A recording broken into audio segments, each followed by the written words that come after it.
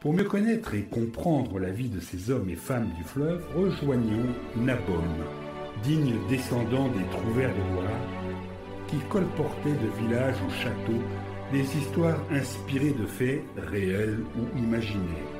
Cet homme d'une extrême sensibilité qui, au-delà des boniments qu'il nous distille avec humour, nous fait vivre ses histoires avec son cœur.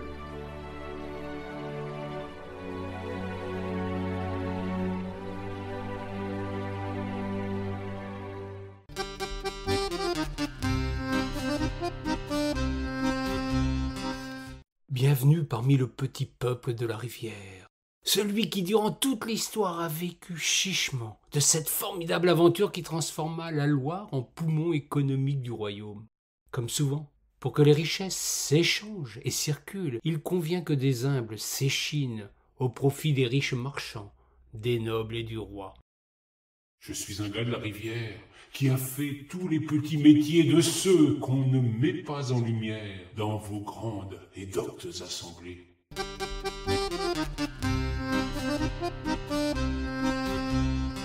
Si la Loire aime à retenir les mariniers, ces seigneurs de l'eau aux mœurs douteuses, au langage peu châtié et au comportement fort peu exemplaire, il y a une myriade d'activités qui gravitent autour d'eux. Les chis dans l'eau, s'ils méprisent les cutéreux plus par folklore que par rivalité concrète, sont tous issus de la plèbe, de ce peuple de gueux qui pour l'essentiel est accablé de taxes, d'impôts et de corvées. Quittons les bateaux pour se rendre sur la berge, où s'activent ceux qui ne naviguent pas, mais sans lesquels rien ne serait possible. À tout seigneur, tout honneur, il convient de commencer par les charpentiers fluviaux. Ils fabriquent les bateaux, chalands, futreaux, tout, plates, sapines, suivant les besoins des uns et des autres. Chacun exprime à sa manière les impératifs de la construction. Il n'y a pas de modèle déposé, même si, pour l'essentiel, les grands principes viennent encore des Vikings. Je commis pour vous bien des labeurs, sans mesurer la sueur de mon front. Je ne suis qu'un humble travailleur, payé trop souvent de vos affronts.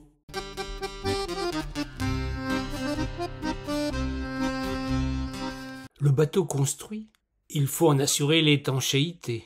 Les calfats étalent le goudron et la poix, ils colmatent les interstices du bois avec de l'étoupe.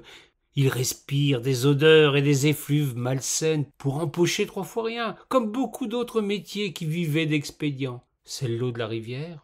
Les hommes y grouillent comme dans une fourmilière, et bien peu sont ceux qui en vivent aisément. Pour franchir les ponts, les trains de bateaux sollicitent les gobeux, ces hommes forts qui louent leurs bras pour tirer cet ensemble de 180 mètres de long, lourdement chargé.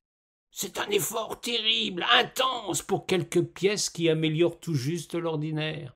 Quand il y a du vent porteur, les mariniers font l'économie de cette dépense, en passant le convoi sous voile dans une manœuvre spectaculaire dite à la volée. Sur les flots, du matin jusqu'au soir, sans la moindre vie de famille, je passe ma vie sur la Loire pour tout juste quelques broutilles.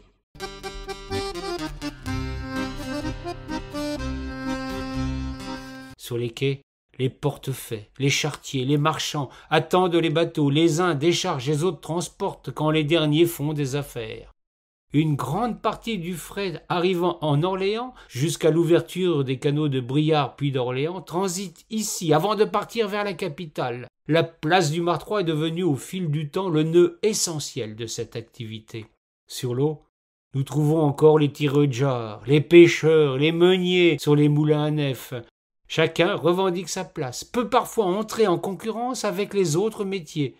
C'est la foire d'empoigne, et la loi du plus fort est souvent la règle. Les contentieux sont légion, et les naufrages ne sont pas rares. La Loire n'est pas un long fleuve tranquille, et les gens d'alors l'appellent affectueusement la rivière. Courbé sous la terrible bricole, affrontant un redoutable courant, une bête de somme sous l'icole, un travail qui ne donne guère d'argent.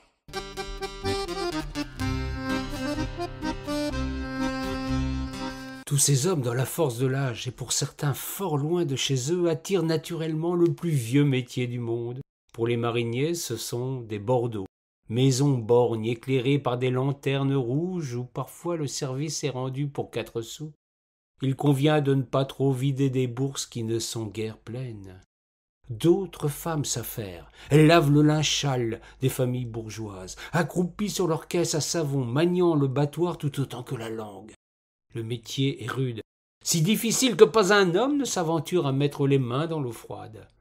Les bateaux lavoirs offriront sur le tard de l'eau chaude et un peu de confort, mais c'est bien tard, quand la marine marchande a laissé place au chemin de fer. Prenez bien garde de ne pas vous leurrer avec ce terme trompeur et ensoleillé de lavandière. Elles étaient laveuses et s'échinaient par tous les temps, plus sur les rivières et les canaux que sur la Loire, peu propice à cette activité. J'ai passé la poix ou le goudron pour rendre étanches tous vos bateaux, glissant la mousse sur votre peau, qu'Alpha payé d'un maigre pognon.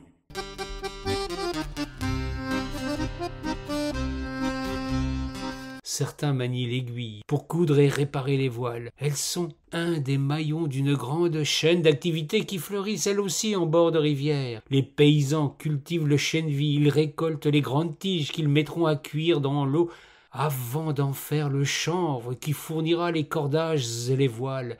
Cordiers et couseuses sont ceux qui favorisent la remonte. À la descente, des hommes nous viennent de la Loire d'en haut pour un voyage au gré du courant. Ils transportent du charbon, du bois, du vin. Ils se dirigent à la bourde et ont souvent bien des difficultés à maîtriser des bateaux lourdement chargés. La descente se fait souvent à couples de sapines reliées l'une à l'autre pour naviguer de front. Là encore, c'est une mesure de sécurité qui justifie cette façon de faire. Les bateaux sont vendus à l'arrivée pour devenir des allèges, ou bien ils sont dépecés ou déchirés pour servir de bois de chauffe et de charpente pour les pièces maîtresses. Les hommes deviennent souvent à l'heure pour rentabiliser la remonte vers Rouen quand c'est possible naturellement. Employant sous d'immenses fardeaux, j'espère rester en équilibre sur la planche de rive de ce bateau, moi le trimard, tout juste libre.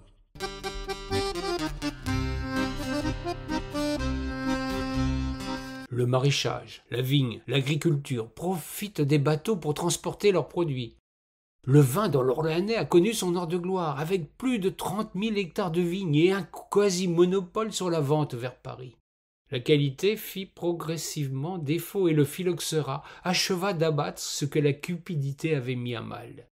La culture des fruits sera un substitut à la monoculture de la vigne, et la vente des pommes à la capitale sera bien souvent la grande sortie annuelle des femmes de la région. Il y a encore des activités annexes, certaines qu'on aimerait oublier comme celles des gabelous, les soldats de la gabelle, cet odieux impôt du sel. Nous tairons le courage de ceux qui tentaient de se jouer d'eux et qu'on nommait les faux sauniers. Les dragons gardaient les routes et les greniers à sel, réserve de sel dûment taxée dans notre région de Grande Gabelle. Pendant ce temps-là, les taverniers et les aubergistes abreuvaient comme il convient des gars qui aimaient à boire plus que de raison. Les rixes ne manquaient pas et quelques prisons à mariniers permettaient de mettre au calme les têtes brûlées.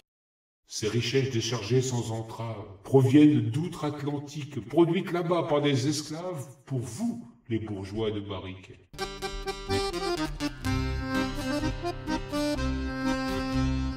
Des commerces demanderaient de fermer les yeux sur leurs origines. La Loire a largement profité du commerce triangulaire en fournissant des marchandises d'échange, mais aussi en recevant la mélasse, le coton, le café, le chocolat. Orléans s'y fit le carrefour du sucre et pas moins de 33 raffineries, dont certains propriétaires n'hésitaient pas à se faire nécrier eux-mêmes. On doit jeter un voile pudique sur cette période d'autant que la volonté est très manifeste de l'occulter dans la cité joannique. L'Église, quant à elle, fut le ciment de l'unité supposée de cette société. Là encore, il conviendra d'occulter le massacre de la Saint-Barthélemy, très actif en Orléans, les guerres de religion qui déchirèrent la région, la christianisation menée tambour battant après le départ des Romains. Fort heureusement, de grands personnages émergèrent de cette histoire parfois sulfureuse. Parmi eux, Théodulphe mérite d'être cité en tout premier lieu, lui qui installa et favorisa l'école pour les plus humbles dans les années 800.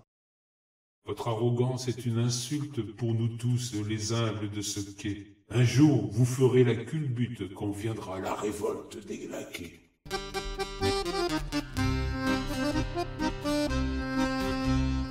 Les abbayes jouèrent grâce à lui un grand rôle. Celle de Missy, mais aussi Saint-Liphard à Main-sur-Loire, Sainte-Croix et Saint-Aignan à Orléans, et Fleury à Saint-Benoît. Mesmin et les siens avaient établi les bases de cette aventure religieuse et politique sous l'impulsion de Clovis en 509. C'est d'ailleurs à son initiative que les moulins firent leur apparition sur le Loiret. Quelque temps plus tard, la rivière devient propriété royale avec Louis VI qui s'approprie les poissons et les ressources et en fait un fleuve royal. Les riverains n'avaient qu'à travailler, baisser la tête. Les mariniers, quant à eux, ployaient sous les 200 péages qui, à un temps, transformaient la Loire en coupe-gorge fiscale. Quand on sait que les ponts nécessitaient octroi, on comprend mieux que les passeurs firent longtemps de bonnes affaires. L'histoire ne réclame pas de compte à ceux qui se sont gavés ainsi. C'est par le biais de mes contes que je révèle vos infamies.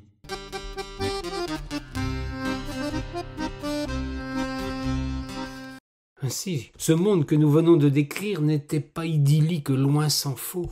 Il y avait de la sueur, du sang, des larmes, mais aussi une véritable solidarité et une joie de vivre qui peut s'expliquer comme une réponse aux injustices et aux obstacles mis en travers de leurs existences. Et puis la Loire était et restera longtemps le trait d'union et d'amour des gens d'ici. Et c'est pourquoi nous continuons de la chérir et de lui rendre hommage.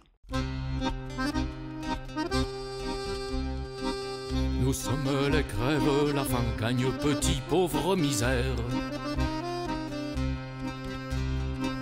Tout juste des bons à rien trimant au bord de la rivière.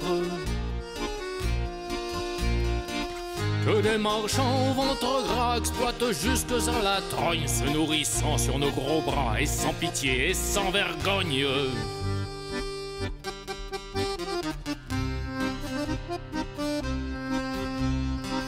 Nous sommes les ch'tiots, calfas, les besogneux dessus le quai. Passant le goudron et la poix, plus méprisés que vos laquais. Un travail juste pour les chiens que l'on paye d'un os à ronger, de quelques miettes de pain avant de nous donner congé.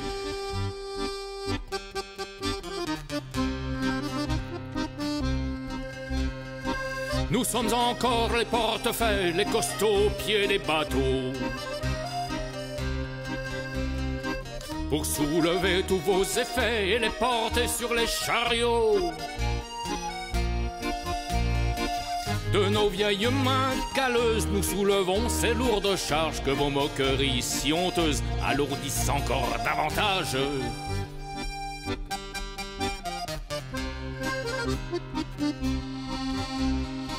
Nous sommes aussi les gobeux, les haleurs du bout de nos ponts, tirant aussi fort que des bœufs les trains de bateaux vers l'amont. La bricole, nous sidérins, nous luttons contre le courant pour empocher juste 3 fois rien à la santé des commerçants.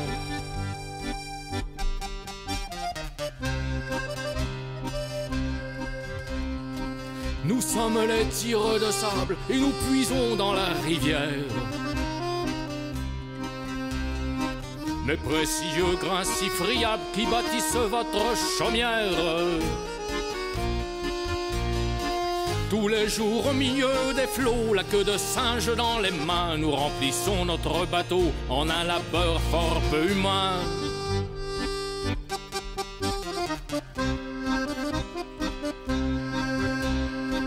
Nous sommes les crèves, la faim gagne petit, pauvre misère. Tout juste des bons à rien trimant au bord de la rivière. Que des marchands au ventre gras exploitent jusque à la trogne, se nourrissant sur nos gros bras et sans pitié et sans vergogne. Nous sommes les crèves, la faim gagne petit, pauvre misère. Tout juste des bons à rien bord de la